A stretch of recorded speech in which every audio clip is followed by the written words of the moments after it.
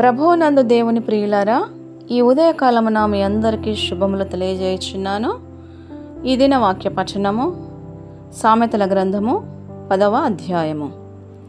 జ్ఞానము గల కుమారుడు తండ్రిని సంతోషపరచును, బుద్ధిలేని కుమారుడు తన తల్లికి దుఃఖము పుట్టించును. భక్తిహీనుల ధనము వారికి లాభకరము కాదు. నీతి మరణము నుండి రక్షించును. యెహోవా నీతిమంతుని ఆకలి కొననీయడు. భక్తిహీనుని ఆశను భంగము చేయును. బద్ధకముగా పనిచేయువాడు దరిద్రుడగును, శ్రద్ధగలవాడు ఐశ్వర్యవంతుడగును.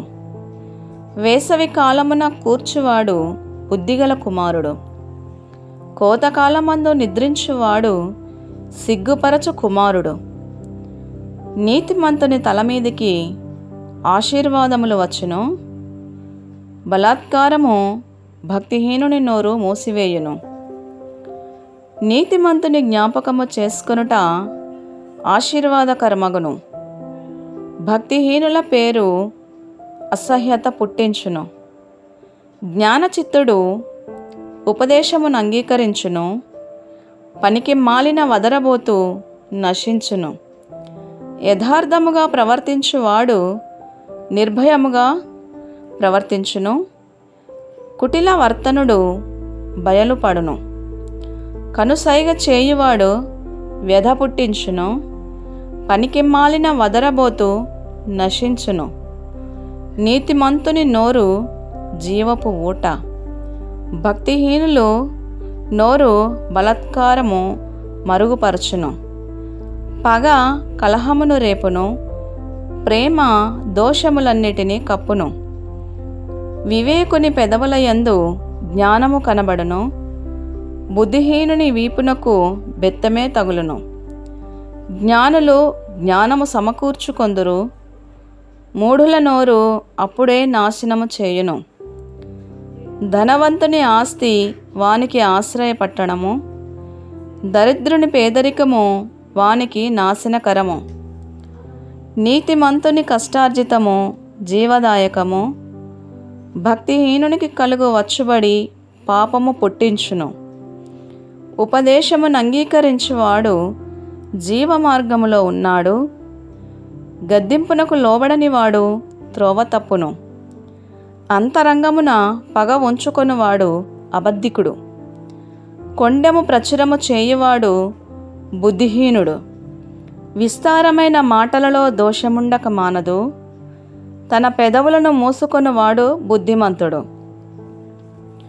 నీతిమంతుని నాలుక ప్రశస్తమైన వెండి వంటిది, భక్తిహీనుల ఆలోచన పనికిమాలినది. నీతిమంతుల పెదవులు అనేకులకు ఉపదేశించును, బుద్ధి లేకపోవుట చేత మూఢులు చనిపోవుదురు. యెహోవా ఆశీర్వాదము ఐశ్వర్యమిచ్చును, నరుల కష్టము చేత ఆ ఆశీర్వాదము ఎక్కువ కాదు. చెడు పనులు చేయుట బుద్ధిహీనునికి ఆటగానున్నది, వివేకికి జ్ఞాన పరిశ్రమ చేయుట అట్టిదే.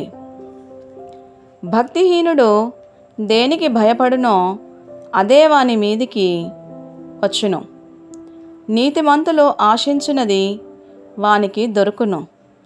సుడిగాలి వీచగా భక్తిహీనుడు లేకపోవును, నీతిమంతుడు నిత్యము నిలుచు కట్టడము వలె ఉన్నాడు.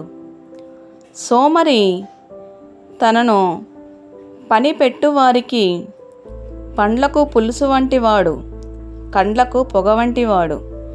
యెహోవా యందు భయభక్తులు కలిగి యుండుట దీర్ఘాయువునకు కారణము. భక్తిహీనుల ఆయుష్ తక్కువైపోవును, నీతిమంతుల ఆశ సంతోషము పుట్టించును. భక్తిహీనుల ఆశ భంగమైపోవును, యథార్థవంతునికి యెహోవా ఏర్పాటు ఆశ్రయదుర్గము. పాపము చేయువారికి అది నాశనకరము, నీతిమంతుడు ఎన్నడనూ కదిలింపబడడు. భక్తిహీనులు దేశములో నివసింపరు. నీతిమంతుని నోరు జ్ఞానోపదేశము పలుకును, మూర్ఖపు మాటలు పలుకు నాలుక పెరికివేయబడును. నీతిమంతుని పెదవులు ఉపయుక్తములైన సంగతులు పలుకును. భక్తిహీనుల నోట మూర్ఖపు మాటలు వచ్చును. ఇంతటితో 10వ అధ్యాయము సమాప్తము.